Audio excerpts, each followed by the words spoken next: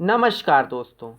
तो आज की इस वीडियो में हम गुजरात टूल रूम का बोनस इशू देखेंगे और कुछ स्टॉक्स पे अपडेट्स है बिजनेस रिलेटेड, तो उसको भी हम क्विकली देखेंगे। तो देखिए, पहले स्टॉक की बात करें तो यहाँ पे देखिए स्टील मिनिस्ट्री ने प्रपोज किया है merger of NMDC and KIOCL limited. तो फाइनेंस मिनिस्ट्री को ये प्रपोजल भेजा गया है। ये गवर्नमेंट के सोर्सेज के द्वारा ये खबर है। तो जो स्टील मिनिस्ट्री है जिसके अंदर एनएमडीसी एंड केआईओसीएल कंपनी आती है, तो इसने ये प्रपोज किया है कि इन दोनों कंपनियों का मर्जर हो।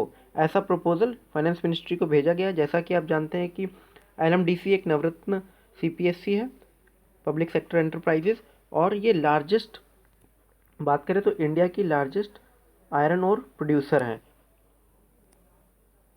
अगर हम डिटेल में देखें तो ये जो दोनों कंपनियां हैं, तो यहाँ पे इसके पीछे जो रीज़न है कि कंपनियों को क्यों मर्ज किया जा रहा है, तो यहाँ पे बताया जा रहा है गवर्नमेंट सोर्सेज द्वारा कि in a strategic move to consolidate public sector undertakings in the steel ministry. तो यहाँ पे मिनिस्ट्री ऑफ स्टील जो है कंसोलिडेट करना चाहती है पब्लिक सेक्टर एंटरप्राइजेस को, और इसी के थ्रू ये मर्जर को प्रोसीड किया है, मतलब कि प्रपोज किया गया है। और ये लास्ट मंथ ही अभी ये प्रपोजल भेजा गया है फाइनेंस मिनिस्ट्री को। तो यहाँ पे जो कंपनी है KIOCL लिमिटेड, तो यहाँ पे KIOCL लिमिटेड जो कंपनी है ये मैन्युफैक्चर करती है पैलेट प्रोडक्शन, साथ में ये आयरन और माइनिंग भी करती है। और ये कंपनी इस्टेब्लिश्ड हुई थी 1976 में।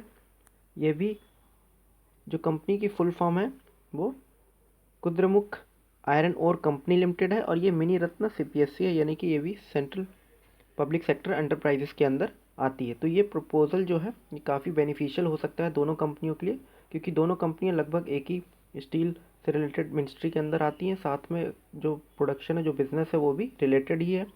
तो इससे क्या होगा, वैल्यू क्रिएशन हो सकती है एनएमडीसी की, अगर ये प्रपोजल जो है फाइनलाइज हो जाता है।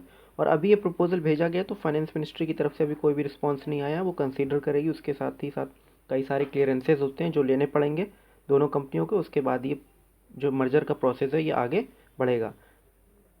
तो ये पॉजिटिव न्यूज़ है एनएमडीसी के लिए in case of future value creation होता है। तो नेक्स्ट कंपनी की बात करें तो नेक्स्ट कंपनी है एक्जो नोबल लिमिटेड। तो यहाँ पे एक्जो नोबल की जो इंडियन सब्सिडरी है that is Akzo Nobel India limited, तो यहाँ पे कंसीडर कर रही है हाइव ऑफ, जो इनका बिजनेस है पावर कोटिंग बिजनेस, इसको ये हाइव ऑफ करना चाहती है, यानी कि डीमर्ज करना चाहती है अपने पेंट जो बिजनेस है उससे डीमर्ज करेगी। यहाँ पे हाइव ऑफ का मतलब होता है सेपरेट करना।